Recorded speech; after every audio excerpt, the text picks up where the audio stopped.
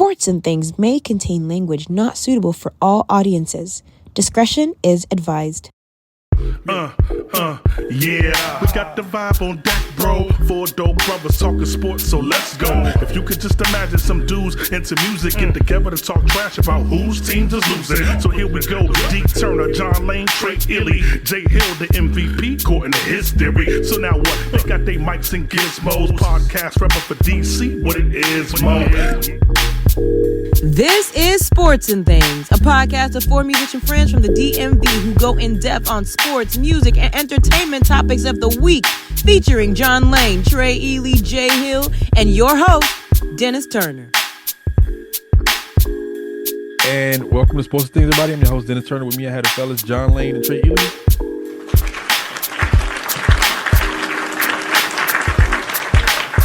I think Jay Hill's on another sabbatical because Joe Burrow dyed his hair again. I wouldn't call it a sabbatical that he's on. He's on something else. Oh, he's on a conjugal?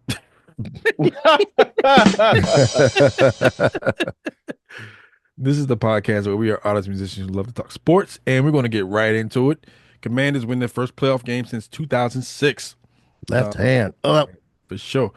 Zane Gonzalez makes the go-ahead field goal, 37 yards, as time expires.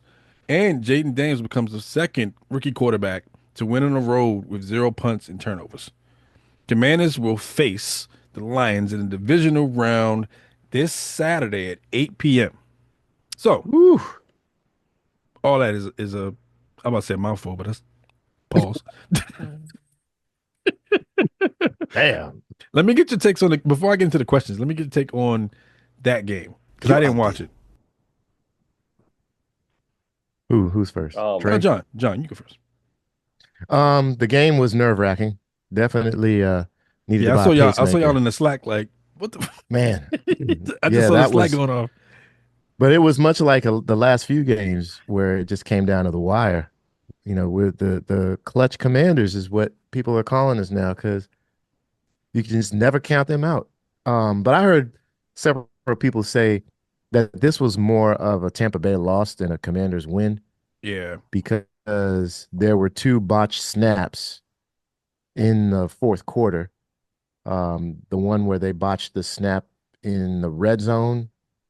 And that caused them to kick the field goal to tie the game instead of taking the lead to score a touchdown. And of course, the turnover, Baker Mayfield fumbled. But at the same time, we didn't make any mistakes. We didn't make those critical mistakes. We didn't make any mistakes. We won. Yeah, I heard Mace didn't make any mistakes.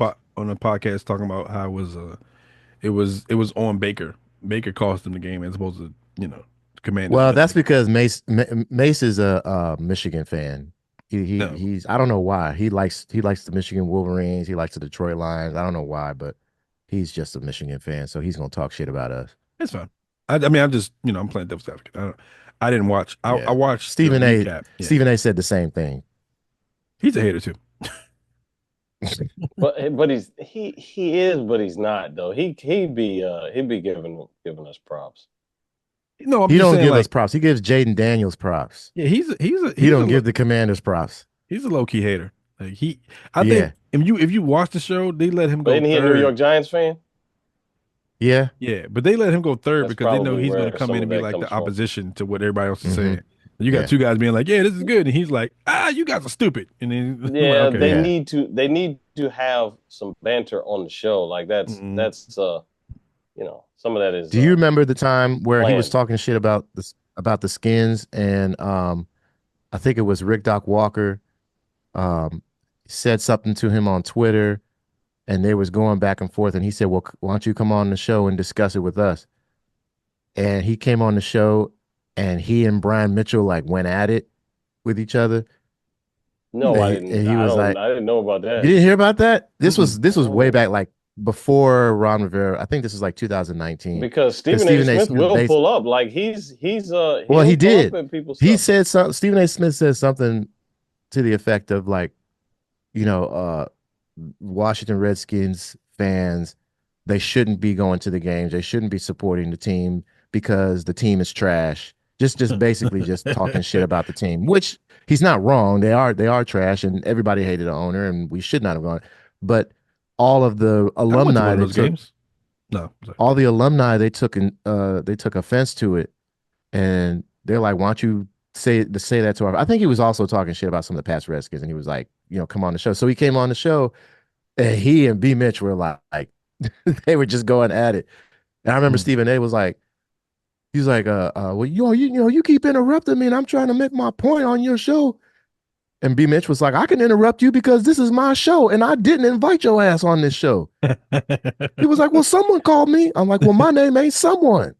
Oh, wow. I said, I would have never had you on my show, Stephen A. Wow. Oh, yeah, I got to find that clip. He went in on Stephen A. Jeez. Yeah, you do have to find that clip because I like this. Yeah, I'll find it. Anyway, right, Trey, your take. I think that the Commanders played excellent, like ball control, and that's what Jayden is like something he's good at. Pause. We held we made up for some of our weaknesses on defense and running by like just controlling the ball, controlling the game, playing possession football, not turning the ball over, just playing smart, man. B-Rob had 1.6 yards per carry, something like that. Crazy. B-Rob is, man, he's got to go. It's abysmal. It's abysmal what the running backs production is right now. And they winning games with that. That's crazy. And controlling the clock. Well, they're not. Yeah. They're not really giving the ball too much to Brian. Yeah, they are playing smart. They're playing smart. They're protecting the football. And it's good that we got Austin Eckler back too. I think that's a huge. He didn't really do anything either as far as from the line of scrimmage, but that's never been his game anyway. No, he's more of like a screen catcher, and he'll catch it in the flat. So Brian Robinson playing his role is supposed to open up the game for Eckler, but Robinson ain't. Yeah. So I mean, like I was as disappointed with the running game as I have been, as far as the running backs production. So I was definitely disappointed in that. But as far as Jayden's performance and play calling, as far as like just the game clock management, the game management, I think that was excellent. We made the best out of like that's the situation we were in. Considering the team's weaknesses. And Jayden just he is very sound and good judgment in critical moments. He doesn't get like flustered and start doing stupid stuff. And did you see him after they kicked the field goal? Ice cold, man. Ice cold. Just did you see his reaction after they kicked the field goal to win it? Yeah, it looked like he was about to start studying film for next week. He said that he asked the quarterbacks coach, he goes, we got any interviews?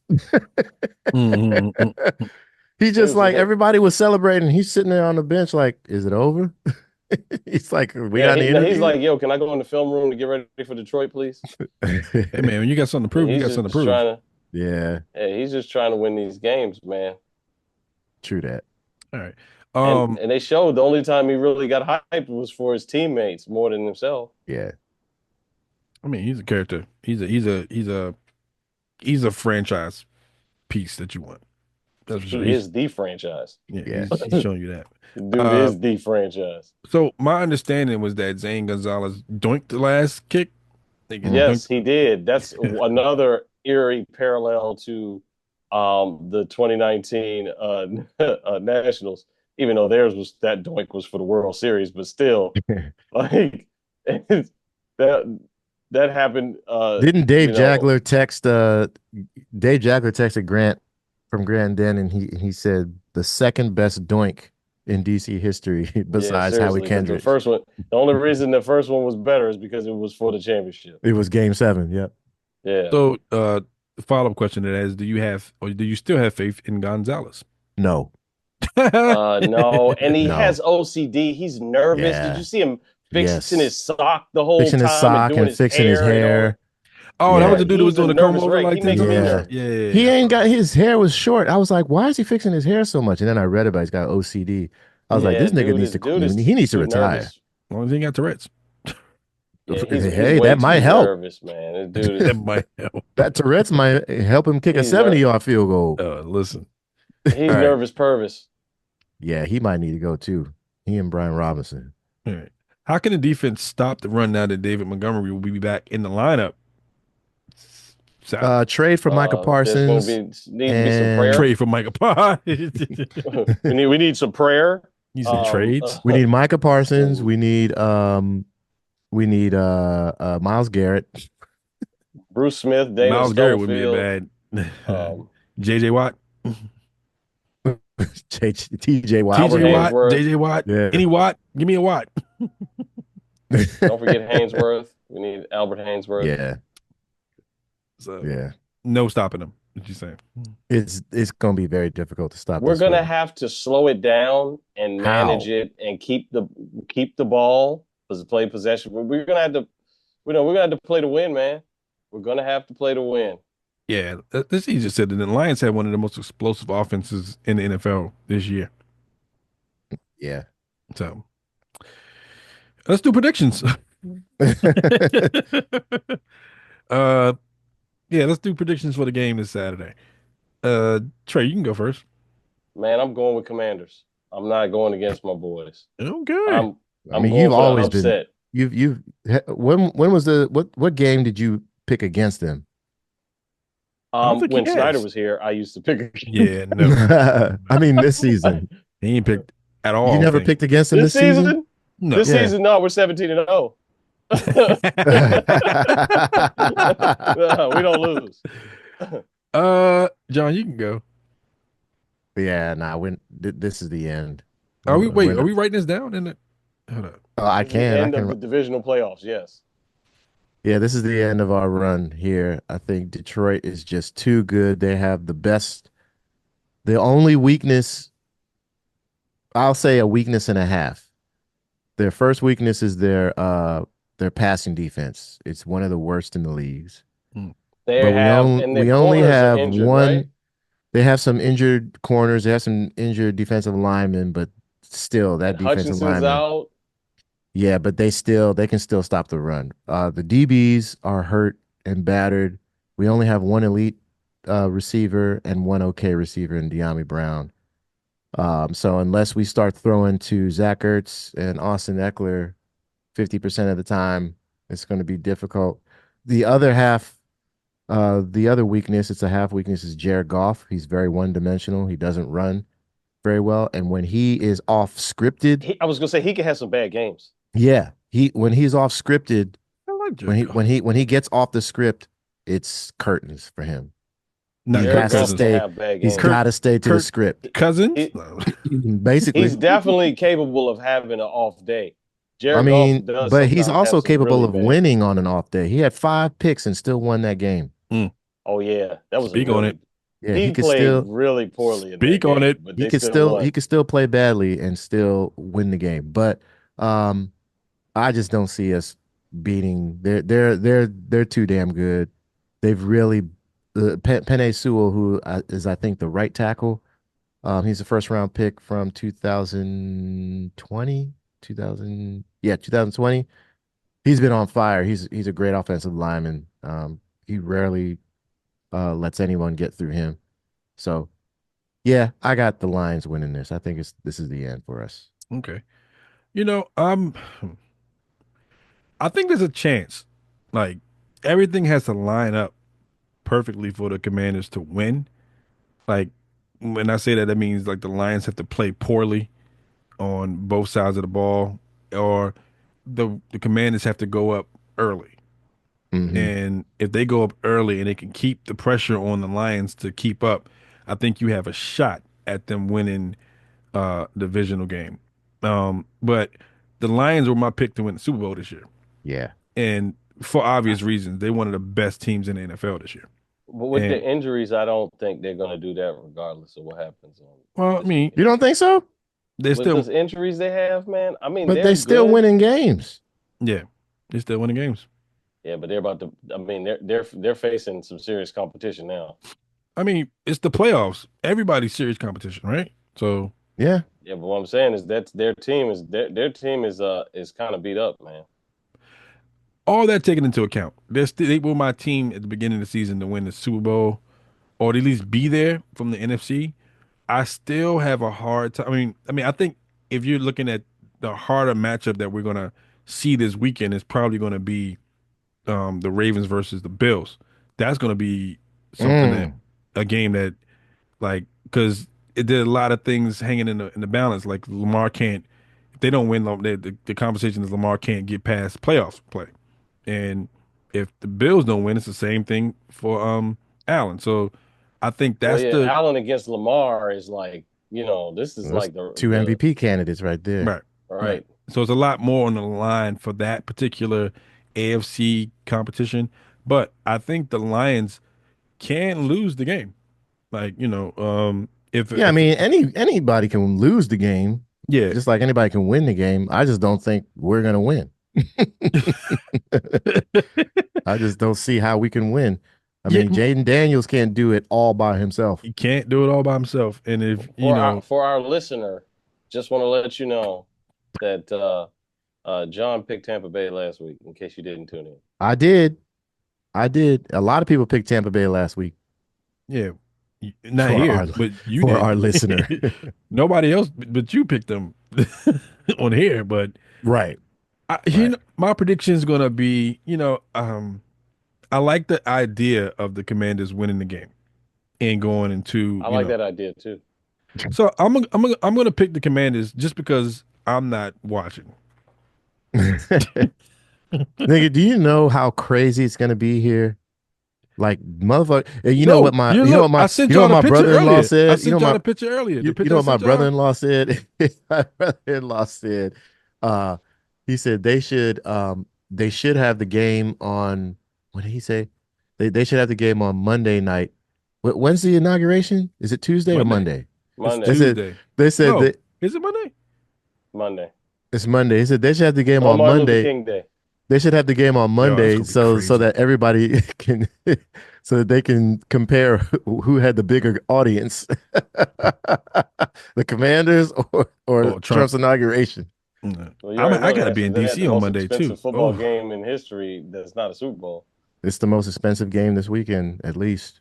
look, I'm telling you, like I sent y'all that picture earlier when I was driving around, and I saw like anytime you want to know when the team is doing good in your city The is when bootleggers are they out. have random bootleggers just in random Yeah. parking lots selling merchandise from a team. Yeah. That's And like things happen like Obama get elected. right. So, You you see know what I'm like saying? Like the bootleggers come out when something big happens here. it's crazy. So like, I even if they lose the game, I think the overall attitude about them and where the team is headed is such a positive turnaround in like 1 year. Is like you can't you can't play it down at this point. Like this is a winning season regardless of how you cut it. Well, I think in addition to that too is everybody is really looking forward to next season because Adam Peters is going to cook. He's going to find an elite I'm not looking forward receiver. to that schedule though. Why did That's why I'm looking I forward to don't seeing even what want to Adam Peters is going to do. I'd rather just get a receiver in the draft. Like I was into an argument today, and it was like, why would you pay for a receiver when you got realistically, you don't need to pay for a receiver that's in the league already.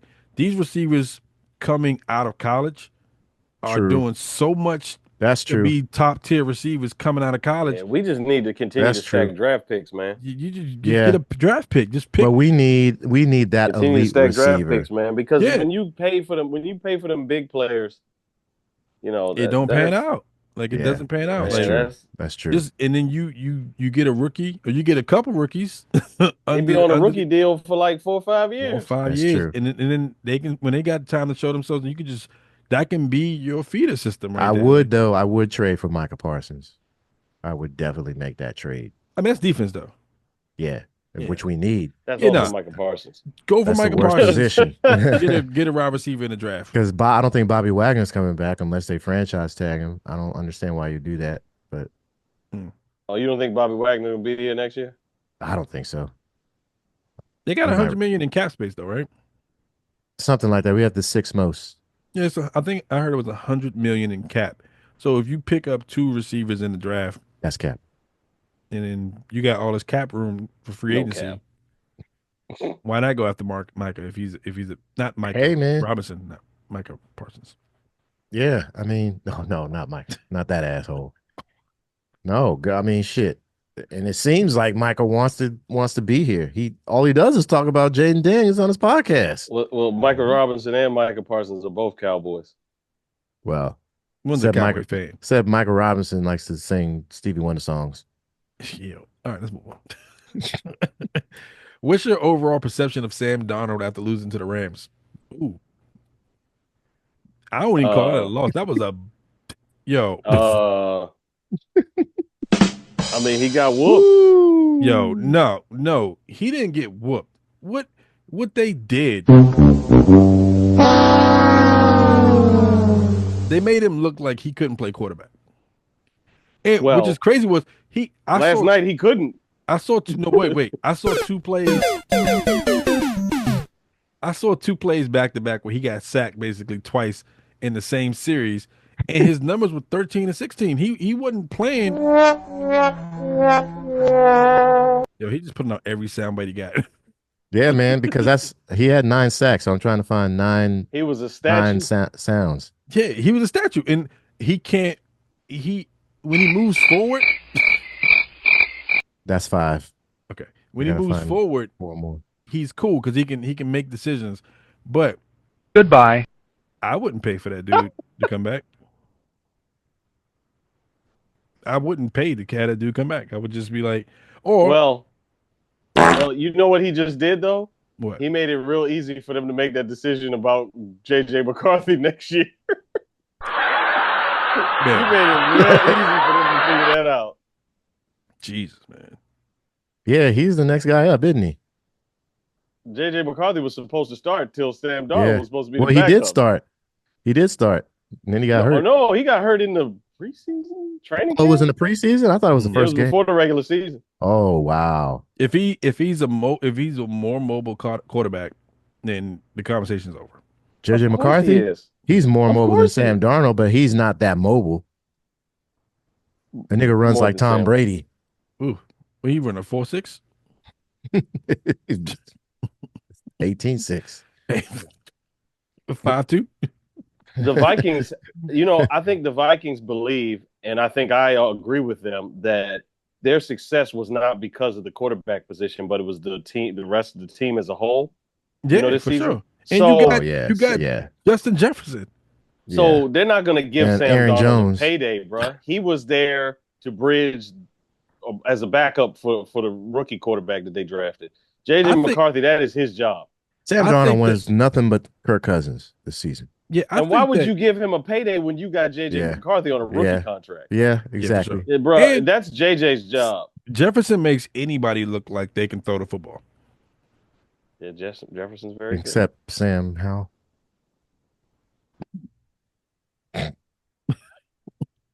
don't know. And they got dude. Why do you think they signed Daniel Jones? It's about to be JJ McCarthy and Daniel. Damn, Jones I forgot he was there. Yeah, Daniel Jones is going to be the veteran that mentors JJ. Oh no, I wouldn't do that. Yeah, Sam is done, man. Oh, he was a bridge gap for real. Yeah, but you bring Daniel Jones in the mentor. Dude, when they brought in Daniel Jones, that should have told you what was going to happen. Trash. They're like, they weren't bringing Daniel Jones in for this season. Sam Darnold might be going to Cleveland, man.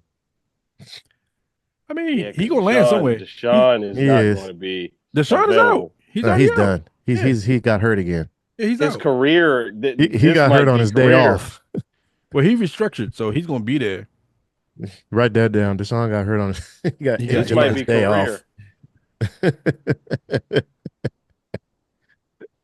Shit, he literally got hurt on his day off. He wasn't even playing. Got hurt. He did. Got to start getting Didn't John Wall do that too? Did he? He got hurt on his day off. John Wall was here this weekend, though. He was here. He was. I thought John Wall re-injured himself while he was out. Oh, but he probably was playing like pickup ball or something. Oh, you know what? You're right. In his kitchen or something like that. Yes. Oh yeah, in his kitchen. Yeah. He hit his leg on something, right? Slipped or something like that. He's playing pickup ball in his kitchen. All right. Should the Steelers move on from Russell Wilson? Oh my God. Yeah. I mean, they got Justin Should the Fields. NFL move on from Russell Wilson? They need to move on from That should Justin be the Fields question. too. Really? Should the NFL move on from Russell Wilson? Whoa, he said, Just- wait. Why Justin Fields get the axe? Justin Fields is not that good, man. I mean, no, he's not. But John, when you he was used to be high on Justin Fields. Right, he won 4 games. Last year, you wanted us to pick him up before we had somebody. Because that was the only good option we had. Was he a good option? He was better option He than just Sam got beat Howell out for his job by Russell Wilson. because they paid him all that money. They had to start him. They But had he to won start 4 him with all that games. money. He won 4 games. Yeah, but they had to start Russell Wilson. They won 4 games. Look, the Steelers do this every year. This is what I was trying to tell Ralph. They start off really well, and then as soon as December hits and they get into the playoffs, they dissipate. So is that And then they Mike? evaporate. That's a head coach thing, right? That's Tomlin. It's probably a coaching thing. But Russell Wilson ain't the answer. I never thought he was the answer. I've never been threatened by Russell Wilson, even when RG3 played him. Well, not played against him, but even when I was more afraid of Marshawn Lynch when we played them in the playoffs in 2012. Yeah. Not afraid of Russell Wilson at all. Every time we played. Yeah, I never really believed in Russell as a quarterback personally. Like, Same. I think he was in a good system, and it had a really good running back. Nigga, he won the Super Bowl. He wasn't even the MVP. The cornerback was when he won the Super Bowl. He was able to like early in his career, he was able to protect the football and do those types of things. So yeah, you know, he made. I'm not sure saying he's the game.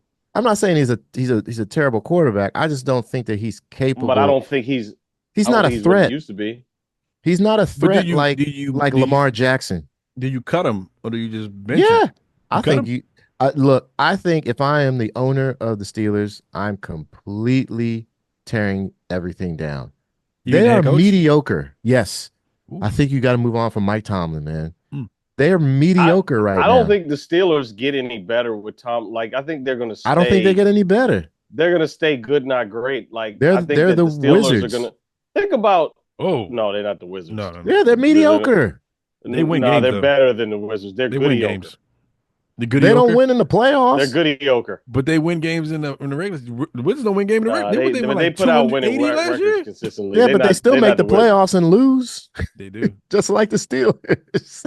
Who make the playoffs? Wizards make one playoff. When? They made the playoffs 2 years ago with Russell Westbrook. And the year before that. Remember when with the play-in? We won the play-in, and then we got swept by the Sixers in the first round of the playoffs. So by default, we got it. Even though we suck. All I'm saying is they go to quantum leap. I was like, what? The Steelers, if the Steelers want to be, if they want to contend, they gotta completely refurbish that whole. They got to get a new GM. They need a new head coach. They need a quarterback. I just think they need fresh blood. That whole thing. Yeah, I mean, I agree with the outcome. I just don't agree with the Wizards' take because the Wizards. I mean, I'm just fucking around with that. We always used to talk about how mediocre the Wizards were, and I just don't. The Steelers are better than mediocre. They're but like you said, Trey, you don't think that the Steelers are going to get any better with Mike Tomlin still there? No, they're just stagnantly good. They will be consistently good, but I don't think that they'll be any different. Like this. The Steelers just consistently put a good team out on the field, but nothing that ever really shakes up anything. Threatening. They're just not a threatening team. Like when we were getting ready to face the Steelers, I was like, we could actually win this game. No, we should have won that game. Yeah. With Baltimore, I was like, nope, we're not winning this game. We're not winning. But we were close. We should have won that game against the Steelers. We should have won. We should have won against the Ravens. And we should have won against the Steelers. But I was more afraid of the Ravens than I was with the Steelers. I'm more afraid of the Lions than I am with the Steelers. I was more afraid of the Falcons than I am with the Steelers. Really? They're just I'm not threatened by the Steelers. The Falcons, though? The Falcons have a very good defense. I would say that rookie is good. That rookie is good. You can't put up points with Kirk Cousins and no wide receiver. Yeah. Michael Penix is good, though. Penix is good. Penix is good. Yeah, Penix is very good. So, and that was his second game on the road. No receivers. Oh no, his first game on the road. But anyway, all I'm saying is, I think it's time for them to move on with Russ and probably Mike Tomlin. I just don't see them getting rid of Justin Fields though. He might stay on as a backup if they can't find a quarterback. What if they bring in wait, Sam Darnold? What year is this for Justin? Isn't it like his 3rd or 4th year? Nah, it's way beyond that. Really? Who? It can't Justin be. Fields? He ain't been in the How league many that long. years? No, he's still on his rookie contract. Is Yeah. He ain't been there. Justin he Fields was been drafted with what, Chicago 21? A couple years. 2021? 2022? I'm looking it up right now.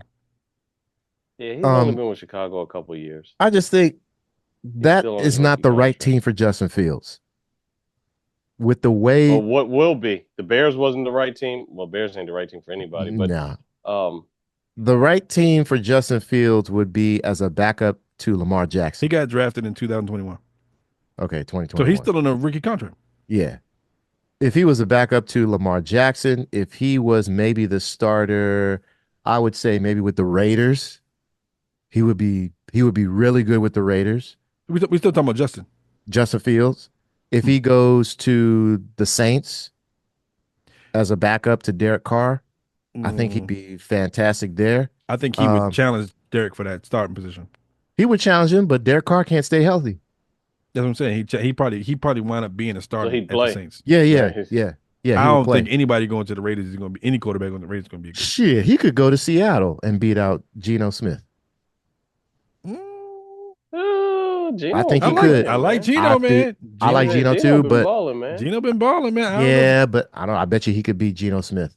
I bet you. If he went to Seattle, I don't think he challenges Geno for the starting position. Geno had to have. He wouldn't like have a chance to. You're right. He wouldn't have a chance to challenge him. The only way he would challenge him is if he had 4 or 5 bad games in a row, and he'd be like, that's not happening. Yeah, because that's not happening with Geno. They betted on Geno already, and Geno, maybe if you take him there, and Geno probably has like 2 or 3 more years left in him to be like the quarterback for that franchise, then you're on year 6 of Justin, but that's year 6 of Justin sitting under Geno. Yeah, so that might be the smart move to do. I just don't see them moving on from Pittsburgh though. Like, why would you if you're not even? I just don't think that's. I don't know if that's the right. I don't think Arthur. What's his name? Arthur Smith. I don't think he runs that type of offense for Justin Fields. I know he won 4 games, but look at the points that they put up in those 4 games. Mm-hmm. I know they won. Let me see if I can pull them up real quick. I just don't think that's the type of offense that fits him. You know what I'm saying? Yeah, no, he's like a running quarterback, right? So like, yeah, he needs to be able to be mobile. I think you're right. If you out of the teams that you named, I think Seattle is the best fit. But does he get a chance to go to Seattle? And what do you give up at Probably Seattle not. to go get Justin? If you're going to have Justin be the person that takes over from Geno. Here are the Steelers' first 4 games. Week 1 against the Falcons, they won 18-10. Week 2 against the Broncos, they won 13-6. Week 3 at home against the Chargers, they won 20-10. And week 4 on the road, they lost to the Colts 27-24. So he was 3-0, not 4-0. Oh, I thought he won 4 years. Still, I thought he was 4-0 too. Yeah. But yeah, he doesn't put up a whole lot of points. What was his numbers in those games? I got to look that up. I don't want to spend a lot of time on this, but Justin Fields, he was 17-23, 156 yards. No touchdowns? Let's see. Field goal. I don't think he scored any touchdowns. I think they just scored field goals. So he's managing the games. Yeah, he scored no touchdowns. That was the other thing, is that they were winning games, but not because he was throwing touchdowns. He was just managing the game. He was managing the games and getting the offense close enough that they could, but he could never convert. He could never convert enough for them to score touchdowns. Okay. You know what I mean? He against the Broncos, he was 13-20, 117 yards and a touchdown. Those are really good numbers. That's not very good, man. That's just not the type of, that's not the type of offense that fits his style. He would be better suited in a team. I don't know. He'd be better suited behind Lamar Jackson Pause. He make a point though. So going back to the Steelers, like the Steelers will never be in a position to get a good quarterback because they won't They're be always in the sorry with middle. Tomlin. They'll Yeah. always be a playoff team. Mediocre. They'll either win the division or get a wild card. Like the And Wizards. they'll never draft a quarterback, and they'll keep having to play with these mediocre quarterbacks. I mean, You can trade up for a quarterback. Yeah, but I mean, you're gonna give up the farm for Shedeur Sanders? If you think Shedeur is going to change your franchise, you would. Well, yeah, because Deion's going to be the coach because Tomlin's not going to be there. Yeah, any way that Shedeur goes, hot take. He's going to be coached by his dad. Coaching the Steelers. That's not happening. He's definitely going. If he goes anywhere, it's going to be the Cowboys, which is crazy. Yeah, I mean, the hot take would be that could happen, bro. If Tomlin leaves, he met with Jerry. Did he? I don't think it's happened yet. No, I don't think it's happened yet. He didn't accept it. They said they had a conversation. No. They said that they were talking about it, but they haven't interviewed. He said that he hasn't decided. I thought they just had a conversation. I didn't say that he interviewed for the job. I was just saying they had a conversation. No, Jerry reached out to him. My hot take is that if Tomlin leaves, Arthur Smith takes over as head coach because he was the head coach in Atlanta. And if Arthur Smith becomes the head coach, I think Justin Fields is not going to be the starting quarterback. I tell you one thing: the next Steelers could be Sam Darnold. Going to be white. It's going to be Sam Darnold.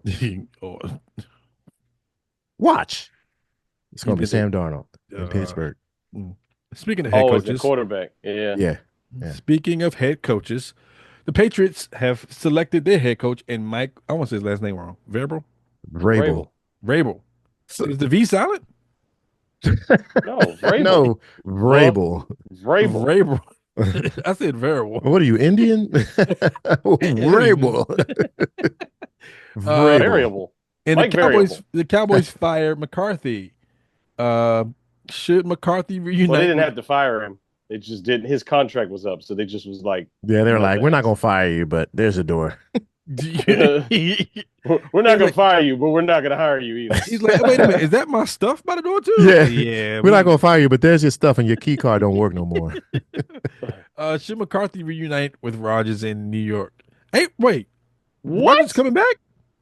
Huh? I thought Rodgers was done.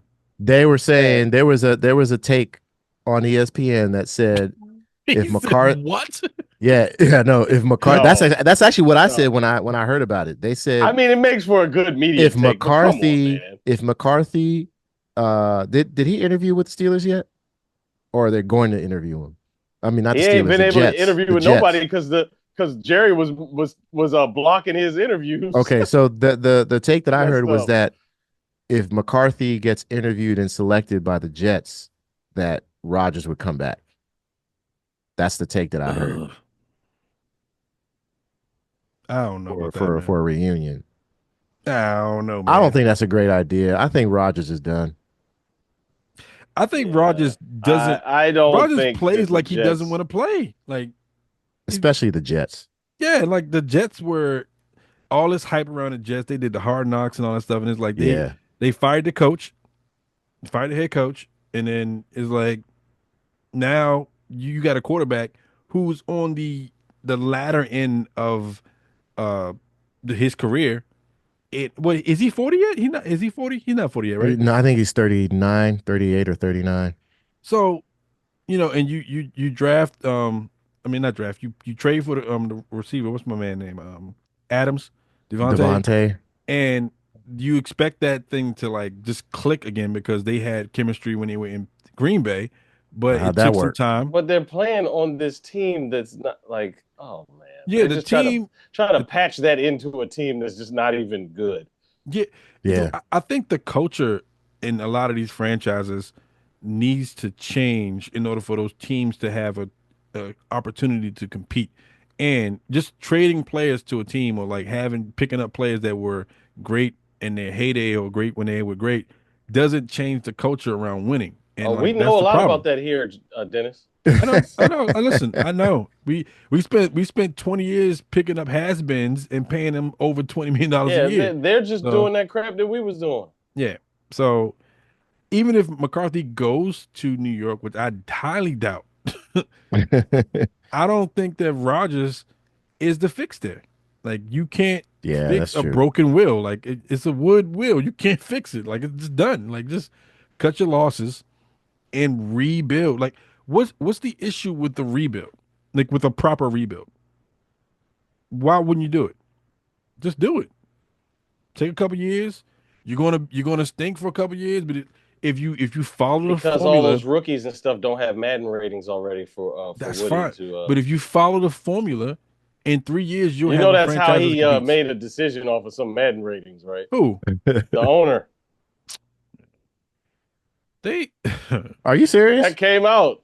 Y'all didn't see that story? he picked No. players based on Madden ratings. It was in the Slack. Maybe Jay was the only one that saw it, man. Oh, I did He not was Yes. probably see the one that that. posted it too. Look at Jets. Look up Jets owner and Madden ratings. That's all you gotta do is Google that and you find the story. Mm-mm. I'm good. Nigga, what? good. Hold up. I gotta find this. I'm By good. the way, I found He the definitely did it. I found the clip of Stephen A against B Mitch. I'll play that later. Okay. Yeah, I don't. Yeah, that's a wild hot take. Like that's just wild to me. Jets owner Woody Johnson reportedly nixed Jerry Jeudy trade due to low Madden rating. Yeah, that's stupid. Yeah. Like, yo, I was playing Wow. Madden the other day. I don't want that battle. Woody Johnson has reportedly used Madden NFL ratings to evaluate players and make decisions. For example, Johnson reportedly vetoed a trade for wide receiver Jerry Jeudy because he didn't like his Madden rating. But That wait. is insane. Here's something to that though, because they tried to make the Madden ratings valid by bringing in Chad Ochocinco and like being like it was a way that they actually evaluate players. Like the people who do the evaluations on the Madden ratings are looking at totable or like notable like NFL quality stats and like references. And I guess there's something to that, but like then if you're gonna use Madden, why do any of the skill challenges that you do in like preseason? Like what's the point of that? You're trying to Because they evaluate had players. those in Madden too. Everything. Mm. Well, everything that's on a PS5 or Xbox at this point has been adapted. They're for like, hold on. Let me go get my controller. At some point, we're just going to be watching Madden on primetime.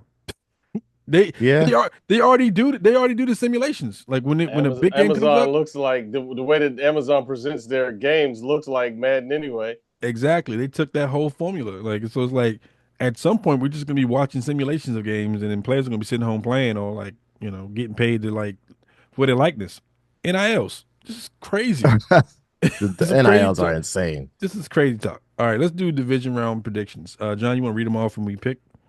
Sure. So the first one is Saturday at 4:30. Texans visiting the Kansas City Chiefs. Chiefs. Yeah. Chiefs What? for sure. Chiefs. That one, you could have just told us who won the game already. You could have just picked. I know. Could have said Kansas City beat Texans on Saturday. We already did this, but Commanders at Lions. I'm the only one to pick the Lions. Yeah. That's Saturday night at 8. That's a Tom Brady game. Tom Brady's gonna be Announcer? calling. Yeah, he's Tom calling. Brady's doing our game. Yeah, he's calling our game. Oh, okay. We're big time now. Sunday, 3 p.m. Goat is calling the Eagles. game for the future goat. Eagles hosting the Rams. Oh, I like the Rams. Rams. Yeah, I like I the Rams. kind of like the Rams too. Not only do I but dislike the Eagles, but if you watch how they did the Vikings, the Eagles in trouble. I kind of like the Rams too. But Yeah, the Eagles, they ran the Eagles are at home. Listen, Nah, man. still. Listen. No. I got the Listen, the Eagles. Rams are going to go in there with a good game plan. And The Rams they were are talking going about to on be ESPN playing today, in sub-zero temperatures.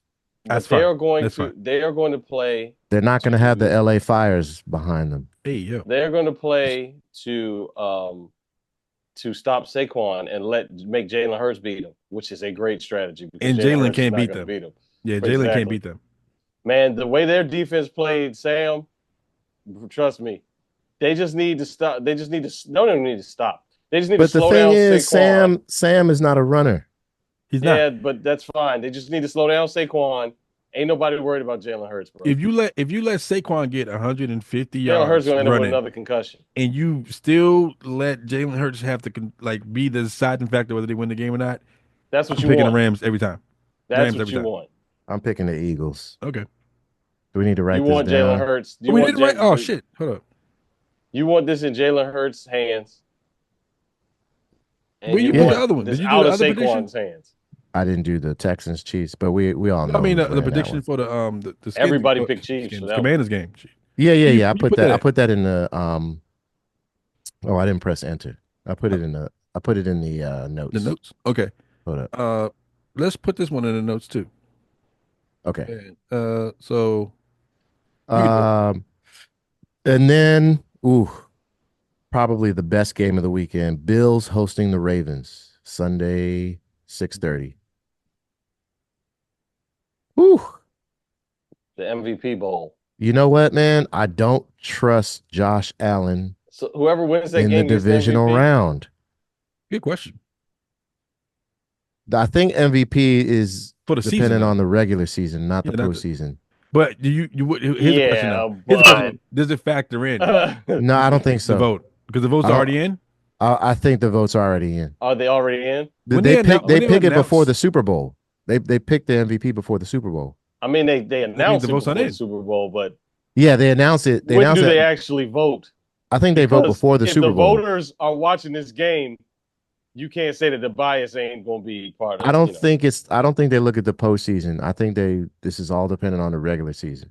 What I'm saying is, I don't care whether they're supposed to look at it or not. If they don't cast the ballots until after this game, human beings are human beings. They saw the game. know what I'm Yeah, saying? but I think they have parameters. Yeah. So the award. But people Hold up. Here's the note. people have biases, bro, and they will. The MVP award is voted upon by a panel of 50 sports writers at the end of the regular season before the playoffs start. Oh, so it's already been done. It's already been done. They just announced it Okay. the day before the Okay. Super Bowl. Okay. So that ballot better is be in. Lamar, or what are we gonna do? Riot? Raid the Capitol? I got the Ravens, man. I got the Ravens.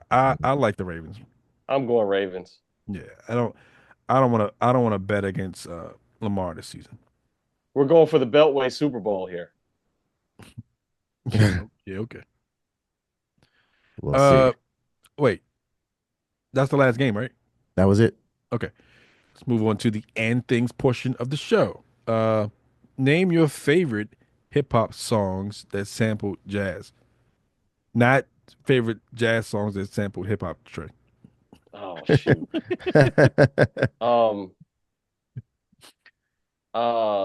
Tribe Called Quest got a joint that sampled Montero. What is it called? Do you know? It's like, is it an interlude or something though? It's your favorite? Well, I don't know. I mean, I like the sample. I don't know what that. So by that definition, I don't know. I like the sample, but anyway, I need to know what the song is. Yeah, right. I need to know what the song is. I like the original song. I don't know. Yeah, exactly. They also sampled Red Clay by Freddie Hubbard. I know That's true. that one. Sucking nigga. Yeah, so I'll submit that one. But let me see. Let me use the Google. Yeah, you could use who sampled. I'm gonna say my favorite hip hop song that uses a jazz sample that I can call off the top of my head that I know. It says it was on Low End Theory. Yeah, that I know all the lyrics to. Reminisce, Pete Rock, CL Smooth. Oh, that's a I very don't know good the sample. I don't know where they got the sample from, but look that up too. Oh, Trey. It's Tom Scott. Oh yeah. Yeah, that's. By the way, do you follow him on Instagram? Tom Scott? I don't. Dude, I don't. follow him on Instagram. What he does is he plays very famous saxophone, E-weed, soprano sax lines that everybody knows. He plays like maybe 2 seconds of it. And he goes, "Yeah, that was me." And he talks about how he was called to do that song and everything. And then he's like, "I didn't really get credit. I just got paid for it. But you know, I'm still known as want the guy the who played that credit. song." Fuck the money. The money. I mean, it the was credit the 70s, brings the man. money later on. They were smoking too much weed to know about that. Jesus, man, come on. But yeah, he's got a really dope Instagram page. I would go check it out. He's played on some amazing joints, man. I had no idea. He played the soprano sax on the Starsky and Hutch theme song. Oh wow. It's kind of wild. Yo, it's crazy. Wait, did y'all watch? It's gonna be my. Well, I'll get to that later. Well, I'll ask you guys if you watched it later. But, So I don't. yeah, that's my favorite one though, because I know all the lyrics to that song. Like that song when it came out, it sucks that Pete Rock and CL aren't cool now. Yeah. Um, but you know that when that song dropped, I remember when that thing dropped, it was like, ooh, this is the drums And Dilla crazy. did a Stan Getz joint too. Don't be on here guessing. So Dodge Vim Corrado for Be on running. here guessing. Yeah, with the Far Side. Yeah, exactly. Yeah. You mean guessing? You ain't say I the know what name. I John heard, said it. John said it. nigga. You ain't say it. Nigga, I know what John, I this heard. this is for John because John got all the information. So go ahead, John. You got it. One of my favorites Oh. is the group Main Source that sampled Looking at the Front Door. They didn't sample Looking at the name of the song is Looking at the Front Door, and they sampled Think Twice by Donald Y'all know Byrd. John is the webmaster of whosampled.com, right? Hey yo. Huh? John is the webmaster of I whosampled.com. actually He got all when the that information. website came out, I was very, very disgusted. I actually met the guy who ran that page at South by I remember. Hey yo, Southwest. I remember that. Yeah. And I The remember snitch. Did you he call him a came up snitch? he came up to me You because he snitching said that ass he nigga. saw us playing with Odyssey somewhere. And he was like, "Yo, can I wanna talk to Odyssey?" And I was like, "Odyssey don't want to talk to you." Hey Because yo. Odyssey, Hey, no, he no, for became real. all Like he Amir, gave me his PR. yo, Amir was like, if I see that dude, I'm gonna punch him in his fucking face. Amir actually made him take down all of the shit that he ever sampled. You cannot find any Odyssey shit on whosample.com. That's hilarious because Amir can't fight. No, I'm no, but he knows people. Yeah. He He know knows me. people. He know me. I Well, can fight. yeah, you gotta hire the motherfucker who got the nines. Now That's only your do I play bodyguard right bass. there. Right. He can play bass with one hand, and he can. So it's stuff on Who Sampled that ain't been claimed, right? What do you What? mean? Meaning Oh, that you the mean the, the, the yeah, sample hasn't been yes, claimed by the original artist. yes. That's why a lot of artists don't like that shit. But But I see, will it admittedly depends on what say, side of that you're on. When you're the instrumentalist, you're like, what a sight like well, I think that. that's how DJ Premier got because one of my former students who also plays guitar, he was taking guitar lessons with this guy who happened to be the guy who wrote the song for Mass Appeal. Mm. Bumped, bumped, bumped, bumped, bumped, bumped. That's him playing Yeah, that yeah, line. And yeah. he said that he found out on whosample.com. Ooh. Yeah. And so Wow. he went after DJ Premier. And now He's like, yeah, I need I'm that. Premier just owed him a saying, Hey, Premier. Hey, listen, I need my bread, dog. yeah, yeah, man. as a musician, there's two sides to that story, though. Getting that payday doesn't sound too bad. True.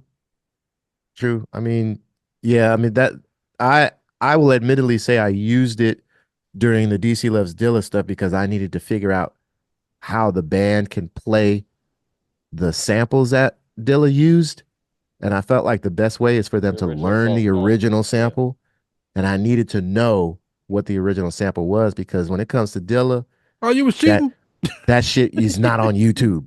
Yeah, we used to be in rehearsals. Be like, yo, what? John be like, oh, that's from so and so. Be like, this motherfucker's a savant.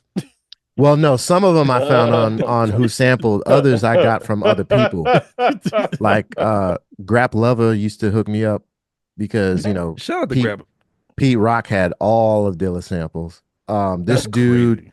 This dude from Detroit, he has Dilla's MPC, which is now in the Smithsonian. But he had Dilla's MPC, and So is Thundercats bass.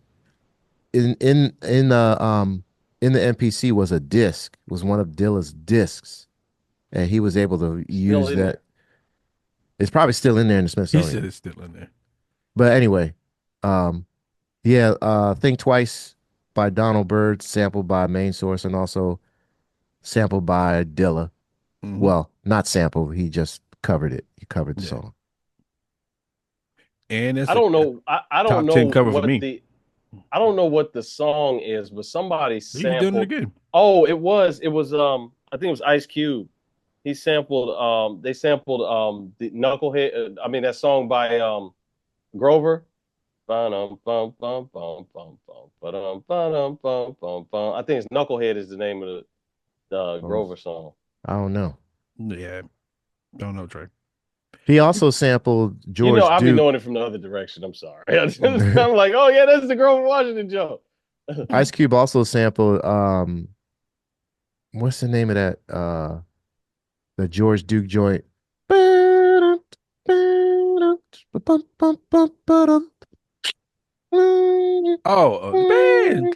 make that joint. Yeah, I forgot the name of that joint. It's not Dookie Stick. Damn. Nah, I know what you're talking about though. Yeah, he sampled that. Think about how much of a pause Dookie Stick would be now. I still don't know what a fucking Dookie Stick is. I don't want to know. It's the keytar. That's all. What? George Duke, they called it the Dookie Stick. Every time I hear Dookie Stick, I think of Tom Green putting doo-doo on the mic and making people talk on it. Oh. Interviewing people with doo-doo on the mic. It's Dookie because they're saying George Duke. They named that instrument after George Duke. Okay. He need to change guitar joint. He should have never named it that. Dookie, not though is kind of that makes people think other things. But still. Yeah. Yes, it's the Dukey like that. George Duke. It's the George Duke stick. But I'm gonna say it's the nope. Whoa, pause. It's the George Duke stick. That's no better. Damn. Yo, that is not better at all. I saw George Duke and Stanley Clark. It's not worse either though.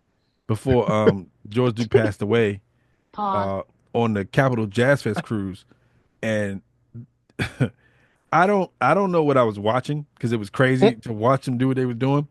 I was sitting in the front. We all the musicians were sitting in the front, and on the boat, on the main stage, all the subs are under the stage, and I kid you not, I don't know what Stanley Clark was doing, but he was hitting the bass. He was just like taking his fingers and not planning on just hitting it, and he blew out the subs.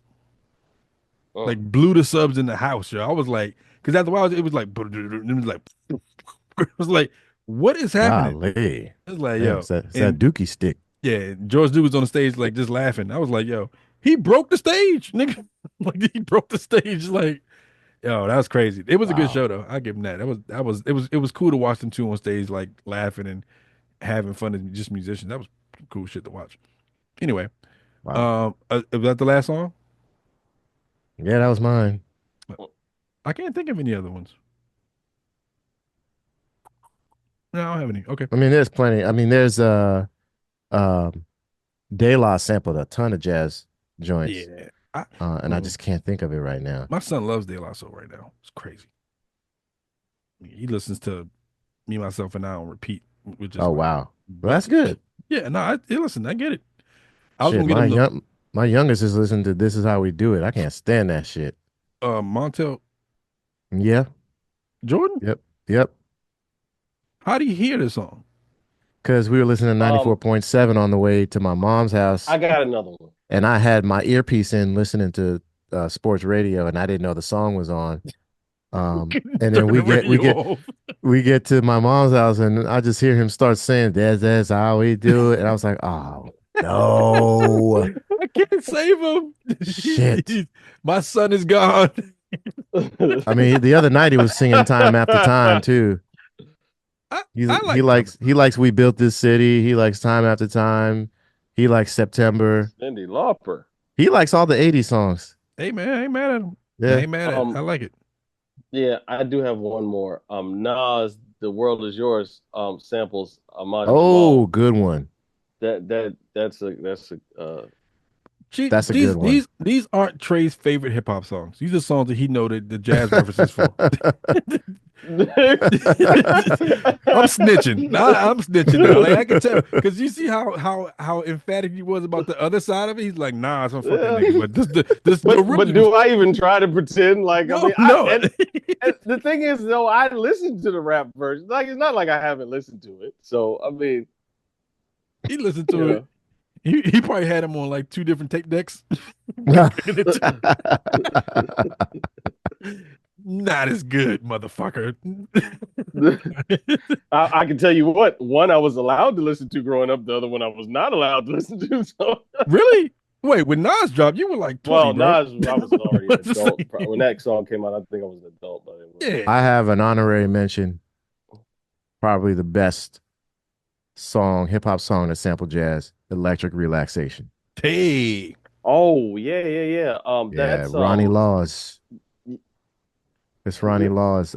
Mystic Brew. No, it's not Ronnie Laws. It's Ronnie. It's another. It's Ronnie. It's not Ronnie Laws. No, it's Ronnie another Foster. Ronnie. Foster. Yes. Ronnie Foster. Okay, yeah. Yes. The other Ronnie. Yeah. Yo, it's crazy. I was talking to my musical pops today, and he was telling me, like, and he's like jazz Yeah, cat. Mystic Brew. That's it. Mm-hmm. Like, he's like a jazz cat, all that stuff. And he was like, man, hey, look, ain't no money in jazz. He's saying this 30 years later. Like, I ain't had a lesson from this dude in 30. He's like, ain't no money in jazz. That's why I love what you're doing. I was like, wait a minute, what? No money in jazz, man. Like, wait a minute. Like, there's no money in jazz. He's They like, said man, that, I remember. they said that a jazz artist dresses like a millionaire to play in front of 3 people, and a rock artist dresses like a homeless person to play in front of 1 million 3,000 people. Yeah. 30,000 people, Yeah. whatever. Yeah. But he made a good point too, because he was saying that Prince was a dope. He would play jazz. He had jazz records and stuff like that. So Prince would play these 3-hour shows in front of like 80,000 people, and then he would take his guitar and go to like some club at the end of the night and play for 3 hours and play like straight ahead stuff. And he get the check. He get the pop check. Then he go play the club stuff for free because he's like, I can do whatever I want. I already made the money. The money was made that night. So I'm like, yeah, I mean that's what they did in the jazz era. The big band musicians would make the money playing all the shows at like 7, 8 o'clock at night, and then when they were done at midnight, they'd go up to Harlem and play the bebop shit for like 3 or 4 people in the club and say, "I already made my money for the night, so I don't give a fuck if I don't get paid." yeah, Nah, And they just be hanging out there till like 6, 7 a.m. jazz. All right, let's do Jazz. John Lane presents Jazz. the Sports and Things News. And jazz. All right, Mr. Turner, I am John Lane, and this is the Sports and Things News. Yeah, Jazz. On jazz. what's today? Tuesday, January 14th. Hip hop. I need like a news theme song. Not that. That shit was loud as shit. Actually, I like that one because it's just obnoxious. You don't have no jazz? We don't have no. I don't know why it's so fucking loud. Anyway, This is Steve Johnson. I can't hear you. This is Leon Jackson. I'm out here with these fucking bees and shit. The first story. I don't have very many stories. There's not a whole lot going on except for the fires in LA. By the way, there are a lot of people that we know. Well, we being Dennis and I don't think Trey knows anybody in LA. Hey, yo.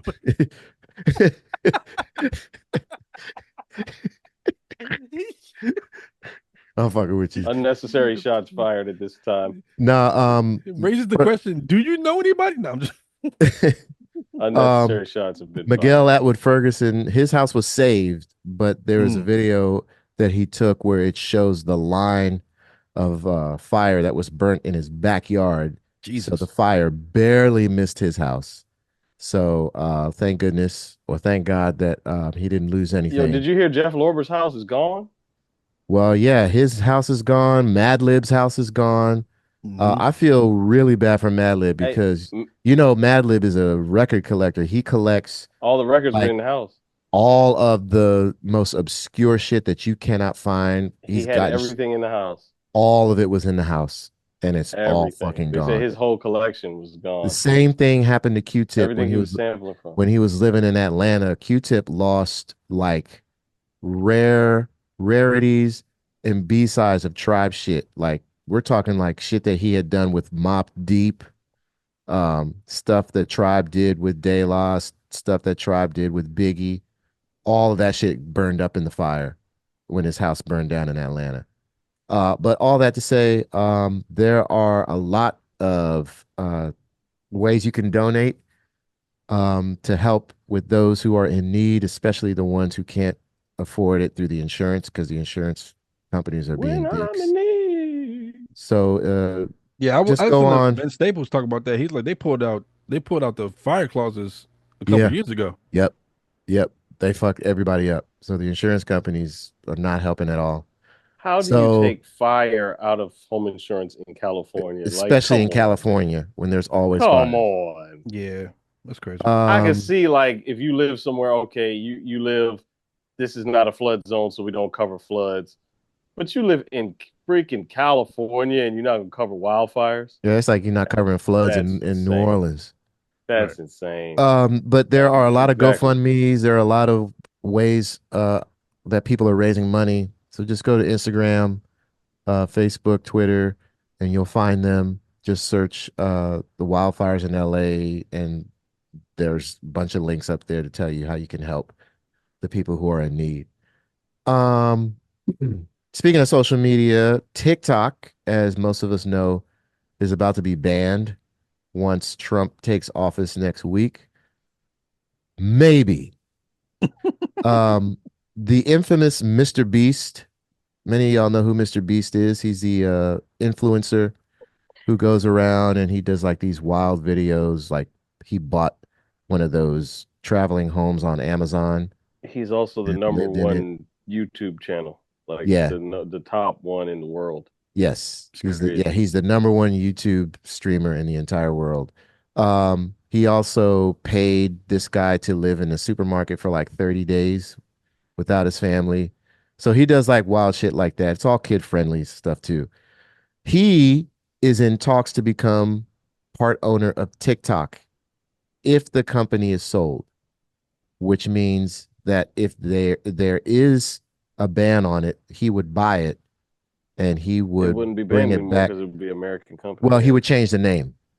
He would change I the don't even know name. if they need to change the name. The point is that who owns it? It's not True. they had two options. They could be banned or they could sell the company, and they were like, "We ain't selling." So this is where we are. Who owns the company? Dan Snyder? No, the Chinese. No, I'm just and he's saying not selling. That's, you missed my joke. and whatever. He Without did. going too far into it, I guess there's It's because I said Dan. no, there's enough intelligence that is believed Dan that the sampled Chinese jazz. government is involved in the ownership. Dan simply hip hop. So, no, but the concern is that the Chinese government is involved in managing that company, and so they're concerned about the Chinese government trying to. Well, in addition use to it that, they're to also concerned with the content attack the American people. that is being blocked from the American people. Mm. Like all the content in China is all positive shit, like about education and health and how to live a better life. And all the content here is Like shit like how you nonsense. can get fat, stripping, Yeah. hoes, making money. Yeah, and they can prioritize or they can send. Plus, they're scraping. They have the ability to scrape U.S. citizens' information. Mind you, these same Chinese are the ones that hacked into the all the major cell phone carriers, so they're reading people's text messages and stuff as we speak. You read my text So messages. like this is all this is going on, right? So there's cyber wars going on behind the scenes. Yeah. So the Trey, TikTok thing plays. I want to applaud you for like being able to get through your whole statement while we were talking shit. Yeah, he just ignored us. He just ignored us. Like you're getting better. I think he put I us got on you, man. mute. That's growing up with black people going to barbershops, all that kind of stuff. If you're gonna talk, you just got to talk. He has to when Jay Hill's not here. That's funny. Diddy says the freak off videos What the government is trying to use against him actually prove his innocence. He says the tapes show consensual sex with Cassie, and he even claims she appeared to enjoy herself. According to new legal documents obtained by TMZ, Diddy's defense team says that they've seen the 9 so-called freak-off videos the feds are making a big stink about. But his attorneys say the content on the tapes amounts to private sexual activity between fully consenting adults in a long-term relationship. What kind of lawyers does he have? Because, like, one of the worst things that you can do as an accused rape offender against a rape victim is say, look, she liked it. Like, what? You don't do that? No, you like, don't. that's the worst take that is ever. Like, so true. That is so true. That is so true. I mean, you look. Why is he making statements? You like look like a predator acting like that. What is this look, trial? She's enjoying it. His trial's in April, right? Why is he making statements before his trial? The legal team says that his ex-girlfriend Cassie, quote, not only consented but thoroughly enjoyed herself. Yo, They're trying to defend him in the man. media because he's being convicted in the media. So I guess they're trying to balance it out. Quote, Oh, because the juror pool is tainted. He's guilty. He's guilty by quote, is evidently happy, dominant, and completely in control, end quote. The docs reference victim 1, who we now know is Cassie. They said she was dominant and in control. Happy, dominant, and in control is what they said.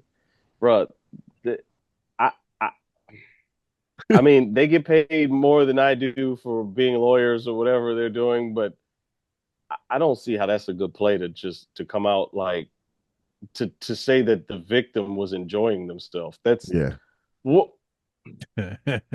You're under trial for rape. What do you have to say? It was consensual and stop there. She said she liked it.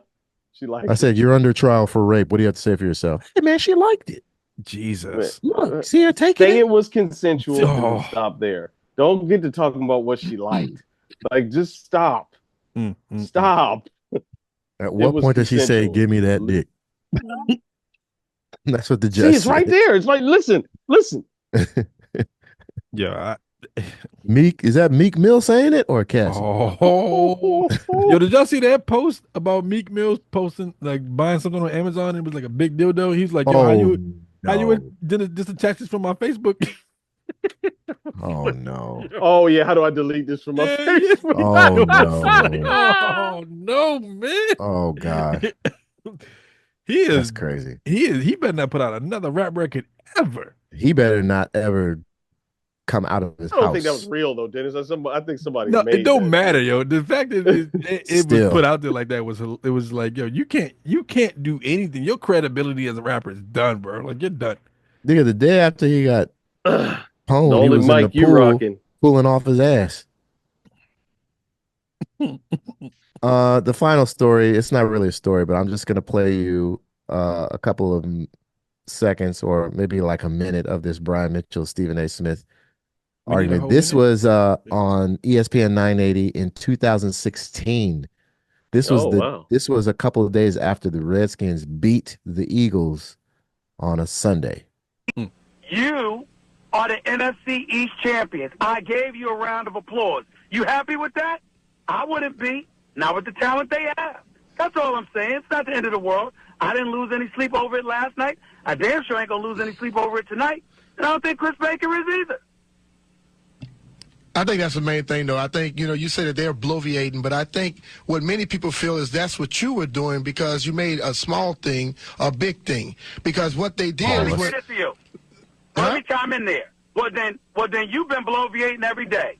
And so has every radio show. Man, but the thing about it, that's what you do. You do that, and then guys will answer you to it. I mean, the whole thing about it is that was an after a game type thing, what people do all the time. I didn't think, like when I heard it, I didn't think anything that they were basically saying that's our goal, we the end. They felt good about a win. Hell, what is this? I mean, nobody can have fun anymore in sports. It sounds stupid to me. First of all, let me just say this. I love Brian Mitchell, but he's been hitting the head way too many times. It's hard for him to put words together. He's got a radio show on 106.7 After the Sports Junkies with JP Finley, and you could just hear him trying to piece words together. Man, that CTE is fucking real, man. You can definitely hear it. Jeez. Oh, man. But wait, it sounds stupid to you. You're entitled to your opinion. Oh, I am. And I'm entitled to mine. Oh, I am. And I meant what I said. You can mean it, but I'm saying, but you meaning it, does that make you right? Just because you can mean what you say doesn't make you right, though. Hold on. Did you call me on this show to debate me? No, I'm calling you on. They called you. I didn't call you. They called you. I didn't call you. But what I'm saying is, you have an opinion. I have an opinion, and I happen to disagree with your opinion. Time out. Here's what I'm saying. But how long is your show?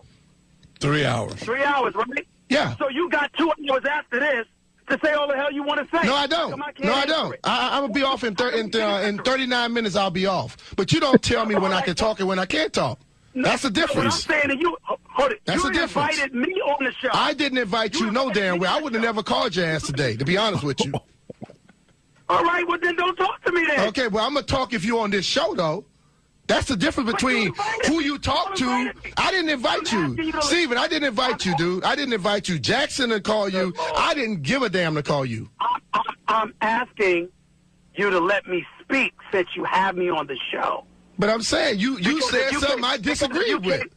Because I'm saying. Yeah, that's crazy. Brian Mitchell don't take shit. Man, he used to talk smack when he played, man. Like Brian Mitchell was a big trash talker as a player. Oh, yeah. That's crazy. Anyway, I'm John Lane. That's a Sports Things. I talked to him at the parade for the Nationals, and when I shook his hand, I was like, "Yo, is there any way we can get a new owner?"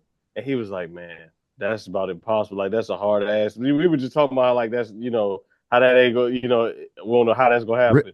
Rich Eisen said the same thing. Rich Eisen said the same thing. He was talking about it on his show yesterday. He said everywhere he would go, he would get asked by delivery men, mailmen, people just driving their cars down the street, and they would see him. And they would just stop, and it would be there. They were all like Washington Commanders fans, and they would just say, "Is there any way that Dan Snyder sells the team?" And the only thing I could do was look at him and say, "I don't think so. I don't know how you can get him to sell the team." I mean, we were all saying that. Yeah, for sure. Put him in Diddy. Yeah, I said that joke to Brian Mitchell was like, "Yeah, I don't know how that's gonna happen." Yeah, you could definitely. And here we are, just a couple years later. I'm John Lane. That's Sports and Things Nez.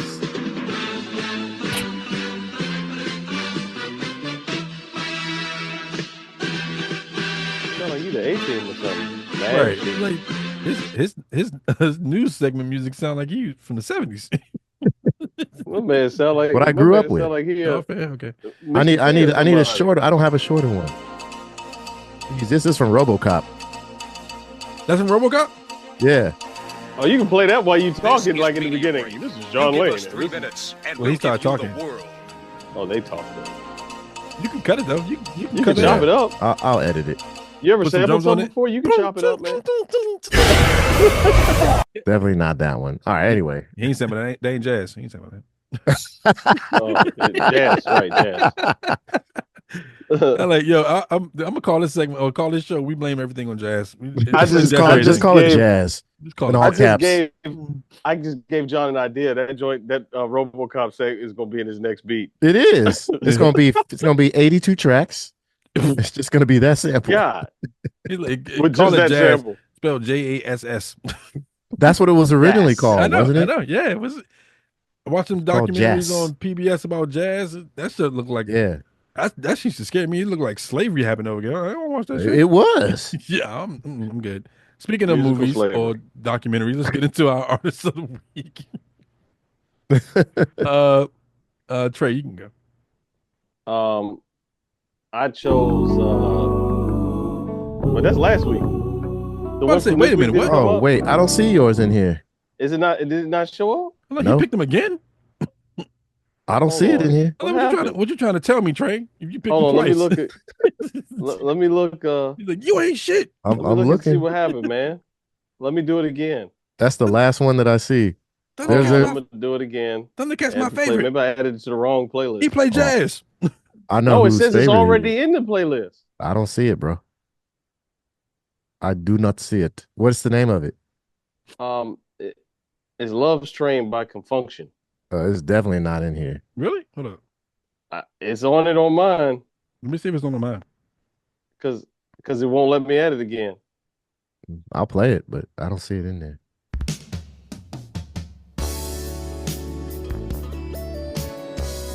This is probably their best song. I just say that right now. But Confunction was like a funk group from like the 70s and 80s. They started out with another name. It was what was their name when they first started? It was Conjunction. It was something completely different. It was Junction. Yo, it ain't in here, Trey. I'm looking too. Yeah. I don't know why it's not updating on the thing. I think you have to click the three dot. Did you click and drag? No, I clicked the 3 dots. It's showing up on mine. It's just not syncing up for some reason. You need to call your manager at Apple? It's because it's not jazz. But anyway, yo, have you heard the Anderson .Paak Bruno Mars version of this? The Silk Sonic version? Yeah.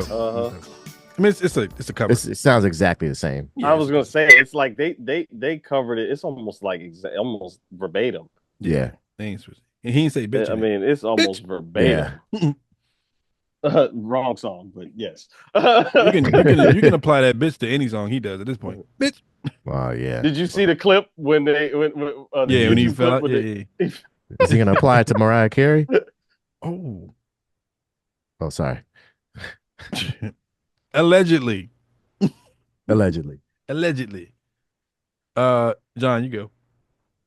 My artist of the week, speaking of Dookie Stick, is the Billy Cobham George Duke Band. Oh. This album is live in Europe. The whole album is in different places in Europe. And this song is called Juicy. It's the last song on the live album. And it features George Duke on all keys, Billy Cobham on drums, Alphonso Johnson on bass. I don't know who's playing guitar. I think I can't think of his name. It's not Don McLaughlin, but yeah, this whole album is fantastic. I just love how Billy Cobham he just takes control of all the songs. Like, even when he rushes, he's like, the one is going to be here. I don't give a fuck if I'm rushing. You can hear it. Like, when he plays his fills, he like purposely rushes through his fills and just hits the one, even though it's not where one is. It becomes a new one. And George Duke is absolutely fantastic. He's got his huge setup, messing around with different sounds on the Mini Moog and the Yamaha and his Afro. You said a huge Dookie stick? Hey, yo, his Afro was hilarious. His huge Dookie stick. Oh. Anyway, yeah, that's my artist of the week. Billy Cobham, George Duke Band. Yeah. Wait, Alphonso Johnson was the bass player for Weather Report before Jericho. Yes. That's what it was. Which is funny because they sound very similar. Who? Alfonso and Jaco. If you listen to them solo, they sound similar. You realize what you just said, John? Yes, I said Kobe Bryant and Michael Jordan sound the same. That's what I said. Hey, wait. You realize who you said it to? I said Kobe Bryant and MJ are the same. That's what I said. Yes. Yeah. That's what you just did. If you listen to this album, you listen to Alphonso Johnson solo, you can clearly hear some Jaco in his playing. I say that to say that Alfonso was inspired by Jaco. Yeah. You're not gonna win this with this. Much like Dennis Chambers was inspired by Billy Cobham. You still talking about jazz? Much like Trey is inspired by Kenny G.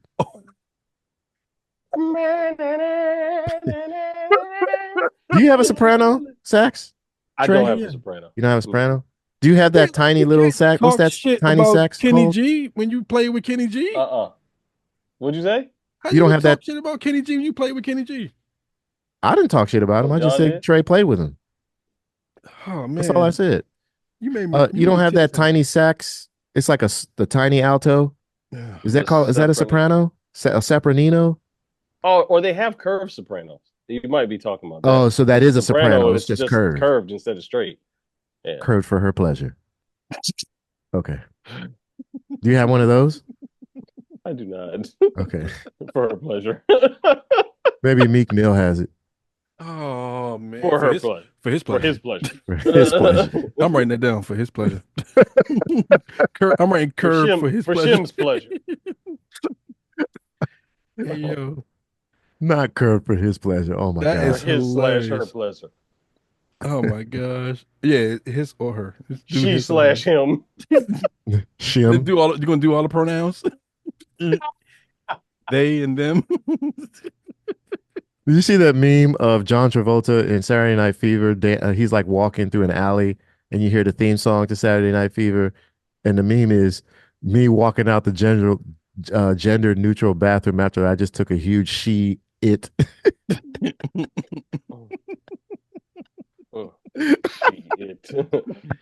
Oh man. All right. My artist of the week is is not jazz. It's not. It didn't even sample jazz. Jazz hands. It's Future. The song is "Thought It Was a Drought." Yeah, I started listening to this because I was in the gym yesterday, and I was like, I got a playlist that I usually listen to, and I was talking to my man Tyler Leak, and he was like, on Sunday we were joking about how I don't listen to any Future, and I was like, he's like, my mama listens to Future, and I was like, well, your mama's a hoe, so God, wow. I ain't say that. And when did the joke come? Pause. What? Come on. When did the joke happen? After jazz. But I was like, yo, I put the record on. He was like, you got to listen to this. He got some beats, man. He started sending me records when I was in the gym, and I was like, okay, got some beats, man.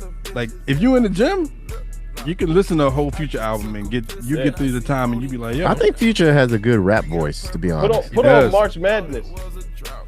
Yeah, I was listening to this. I listened to the whole record. Future March Madness. Like, yeah, okay. I like, man. Some of them beats, man. Yeah, he got some heat with him. So, artist of the week is Future. Let's do this March Madness. They all start the same. Yeah, it's like Pharrell's counting. Yeah. Does he have dentures, Future? He probably got work done. Yeah. He definitely had work done because his teeth. And he thinks Russell Wilson is washed too. Wow. He hit it first. This sounds like Michael Trapson. Michael Trapson? You never heard Michael Trapson? Yeah. It's a trap version of Michael Jackson. You never heard Michael Trapson? John, please play him Billie Jean, I'm the Man, please, if you can find it. Find that fucking song. That on YouTube? No way. Yeah, it's on YouTube. A trap version of Billie Jean? Yo. Michael Trapson is one of my favorite artists. Period. I haven't heard this joint in a long time. Hold up. It's fucking dope. Which song is it? Billie Jean, I'm the Man. Oh, here it is. Yep. You gotta skip that intro though, because the girl was talking to him. It's a commercial, I think. He was like, Michael, I had the glow. He's like, ho, you ain't got no glow. Michael Jackson, I'm the man. Billie Jeans and I dab it. Billie Jeans and I dab it. Tiptoe on the stand. Chicks know I'm the man. Wait, this is this dude? Billie Jeans and I dab it. Billie Jeans and I dab it. He actually does kind of sound like Michael Jackson, bro. Yeah. Billie Jeans and I dab it. Rhinestones in my hand. Chicks know I'm the man. No, hold on, he does. You gotta see the video though. You gotta see him, yo. Hold on, let me pull up the video. He don't look like Michael Jackson. He does Oh, like no, hold up. You gotta see it. Hold up. Man said beat it on that ass. I had that girl on the elephant. She wanna play with my monkey. So this thing about to get funky. Boogie down on the dance floor. MJ back from the dead, resurrected, bro. Hey, yo. Oh, no, that's scary. Oh, Lord. Oh, no. He said beat it on the ass. Wow. Yo, Michael I Trapson forgot about this is joint. my guy. I like this dude, man. Trapson. I like seen this it guy, all. man. I have seen it all. Yeah, I have seen it all. Yeah, he kills. Michael Trapson. He got a couple songs out too. Yeah. Yo, did y'all see that Instagram post I sent y'all with the Greek hero? What? Oh, I saw it, but I didn't look at both it. of these. Mm-mm. I saw it, but I didn't watch it. Yo, you should play it on here. Is that for the Greek hero? Both of these. Hold up. I gotta find it. I don't know if I'll be able to find it. The now. Greek hero. Both of these. It's in main chat.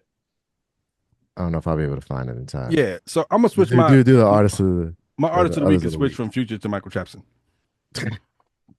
The Greek hero. Both of these. Let's move. Or you gonna play something, or are we moving on to? No, go ahead. I'll Achilles. find it. Okay. Let's move on to the others of the week. Movies, documentaries, TV shows, books, audio books, whatever you ebooks, whatever you're listening to or reading, Trey, or watching. Let's see, Silo, Severance, but we already talked about those. Yeah, the Apple shows that don't get no Severance promo. season 2 about to drop. Silo is winding down the second season. Silo is crazy. Silo is something that you guys probably want to go back and look at. That show is developing. Like it starts off as one thing, but it's developing into like it's one of the ones that's changing into something else. But I mean that in the playoffs. I'm watching everything else besides the Commanders game. So yeah, playoffs count. I'm watching Playoffs? every other game. Watching. I got Playoffs? my Tell you NFL. what, my NFL Plus is on fire right now. Let me tell you what I'm not watching: the NBA. Yeah. Oh God! After The All-Star NBA, game, bro. I'll I tune mean, in. I hope they plan on this new deal, starting over, starting fresh, or something. I don't know. The NBA is just cooked, man. They are trashed. Yeah, I They won't are watch. cooked, I'll check in after All-Star week. Playoffs. John. Yeah, I probably won't watch consistently to the playoffs. Yeah, for sure. My other of the week is the NFL. Playoffs. It's the NFL playoffs. I'm not watching anything. I'm not watching Squid Games. I'm not watching Yacht Rock documentary. Didn't start that. The Luther Vandross documentary. I'm until we are out, which is this Saturday, not watching anything. All right. I actually did watch the Luther Vandross documentary on CNN, and it was. Is it called Never Too Much? Yes, it is. I figured. Yo, it's actually kind of dope. Like I didn't know that Luther did as much as he did before he got on. Like he was the guy. Like before he got a record deal, when he couldn't get a record deal. Like go watch it. It was pretty dope. It's actually kind of cool to kind of see him talk outside of music too. You know, I don't recall ever really seeing him do a lot of interviews. But in every interview he did that I remember seeing was about his weight, like and how he was either lost a bunch of weight or gained the weight back. But did you see how he clapped back at Eddie Murphy? Yeah, when he brought the fried chicken box. Yeah, he brought the fried chicken box out when Eddie Murphy was on at the show. Yeah. And he had like his friends say he had a really good sense of humor. So like, you know, and you can get that like, but like his drive is what was most inspiring about that documentary. Like how he like if you put Luther Vandross in the room, he at some point was like the new vocal arranger for that situation. Sure. He just took over. It was like, but you couldn't deny the dude's talent, and you couldn't deny his songwriting. And honestly, you know, all the songs that he put out, outside of like "Song for My Father," which he had help with and all that stuff, he wrote all those songs. Yeah. So it's like, yo, it's crazy. Like you got when we lose. But he also was a master of covers, and Alabama took. He was like, when he he was covers like somebody's 3M. song, You know, like 3M doesn't invent stuff. 3M takes something that's already invented and makes it better. Yeah. Like this band takes other people's songs and sings them better than they did. Yeah, Marcus Miller's in the documentary because you know they were really good friends and you know collaborators. And Marcus said whenever Luther covered a song, his first thing was to do it slower. That I'm gonna cover this song, but I'm gonna do it. It's gonna be way slower than the original. And like you watch them sing. That's true. Superstar is slower than the Carpenter's version. Yeah, Creep is still the same tempo. When he did the Dionne Warwick song and like he performed it in front of her, yo, that's crazy. They showed the whole. It's just check it out. Never Too Much. CNN. It's on CNN. At least he didn't perform it It's in on front of her CNN? son. Oh. Yeah, CNN. Okay. You said what? I said at least he didn't perform it in front of her son, Why? like Micah.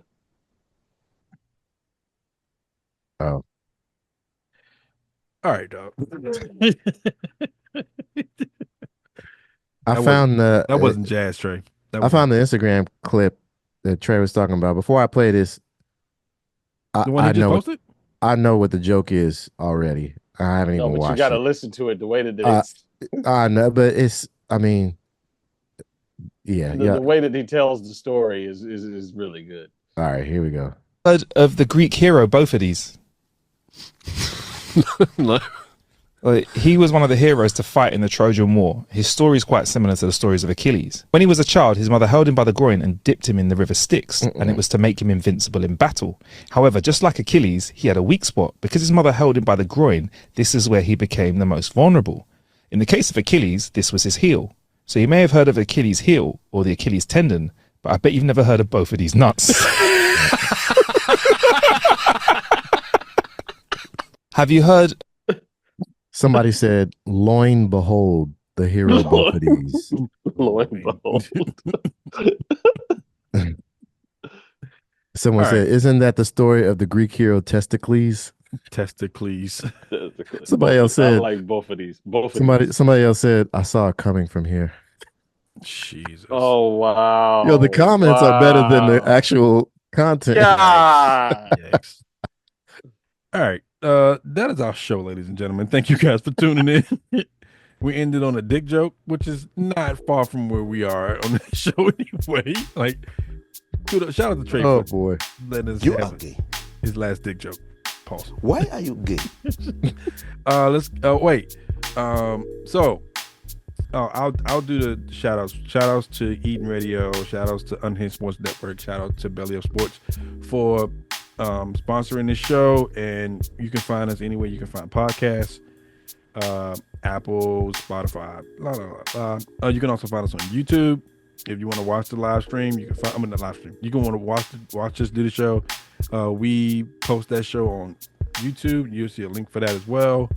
The PSA for today is going to be: no day is promised, and if you have any space where you can be forgiving to people for something that happened, or you had a falling out with people or anything like that, now's the time to kind of like, be the bigger person and try to forgive people for things that happen, because you never know, that person might not be here tomorrow.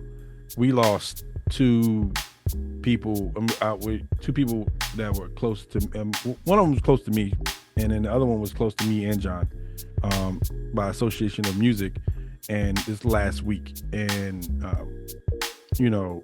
it's tough when you see people your age or younger passing away,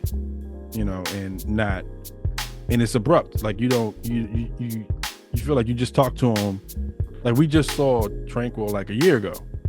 Mm-hmm. And rest in peace to Tranquil. He's no longer with us. Tranquil.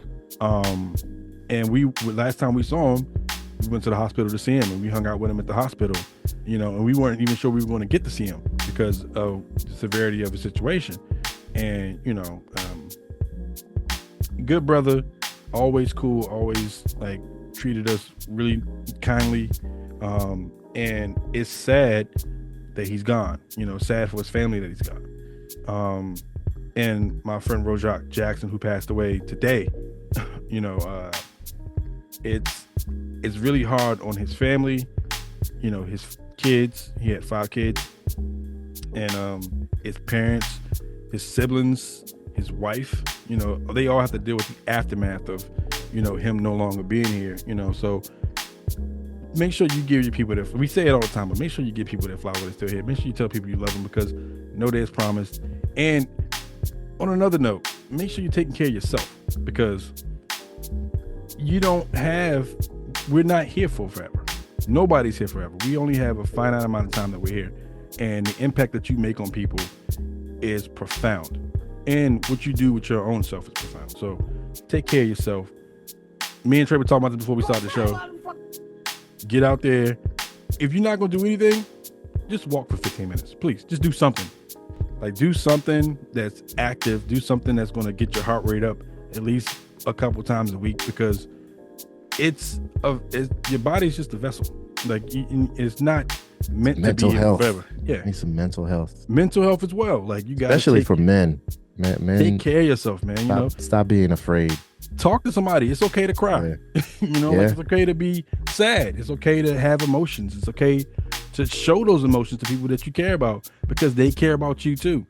You know what I'm saying? Like, you gotta, like, tell your kids you love them. Kiss them. Like, you kiss your sons, kiss your daughters, man. Like, they need to feel that energy because that energy is what drives the human race. Like, we're all human. So please just take care of yourselves. Like, I don't think we can have a more heartfelt send off at this point, because people do pass away every day. People pass away every hour, every minute. But like, when you lose somebody close to you, it hits you different. So you know what I'm saying? So like, because it tells you that you aren't invincible and you aren't immortal. And you got to do the things that you need to do to make sure that you are the most healthy and the most sane version of yourself. So don't matter what kind of riches you got, everybody dies. Everybody, and you can't take it with you. You cannot take it with you.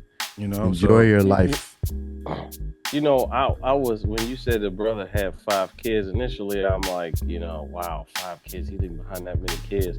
But there's a blessing in all kind of things, and that having that large family, having that many of them, I think that there's a good thing, because they can stick together. They have each other. Mm-hmm. So I just pray that they draw close, and that like they do stick together. Like this is something that they take from this. They rally around each other, and their father and their father's memory and their mom and stuff, and that their family sticks close together and stuff.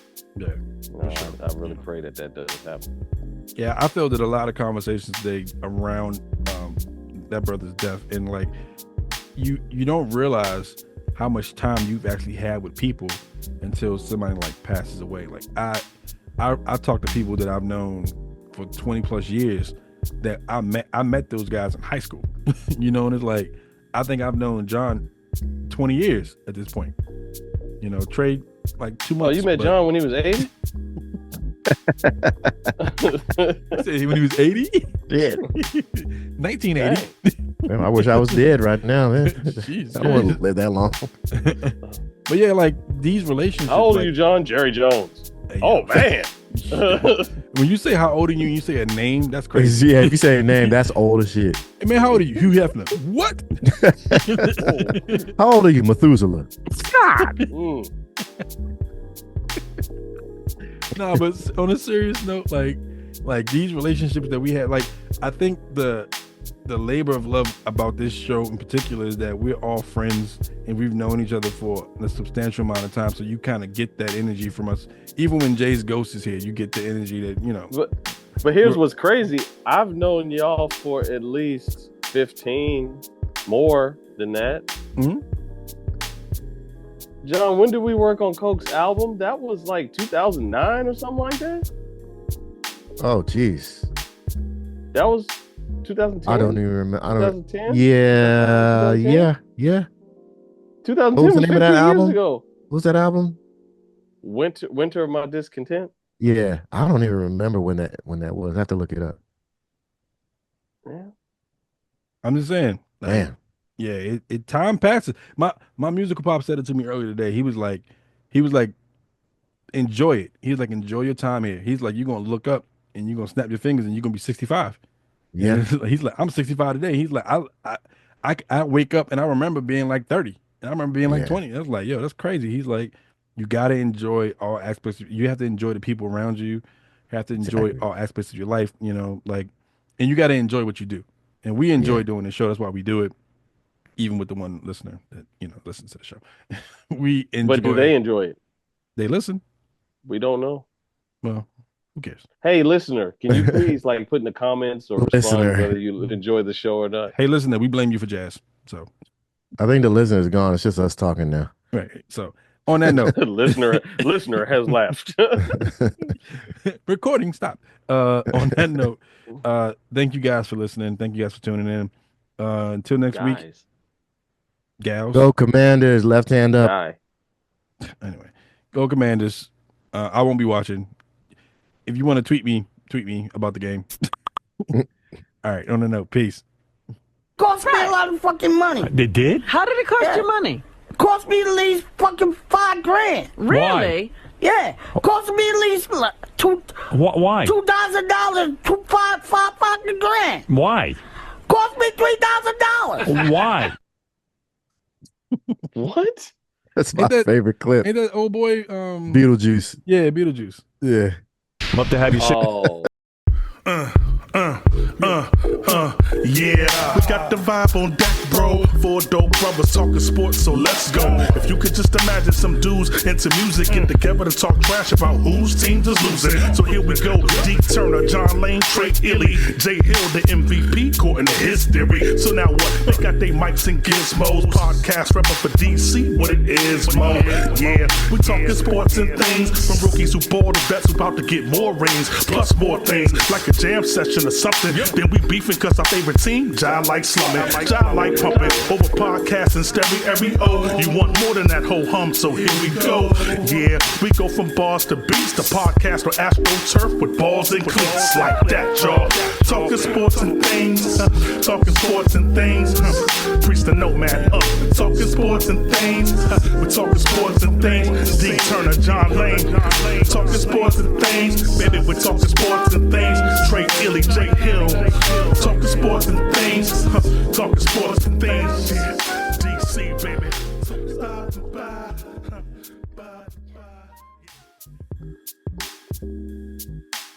This has been Sports and Things with John Lane, Trey Ely, Jay Hill, and your host, Dennis Turner. The Sports and Things theme song was written and performed by Priest the Nomad. Music is performed by T. Fox with flute solo by Trey Ely. For updates on newly uploaded episodes, follow us on X. Our handle is @IzSports, IZSPORTZ. And on Instagram, our handle is @sports_and_things. SPORTZ_and_THINGZ.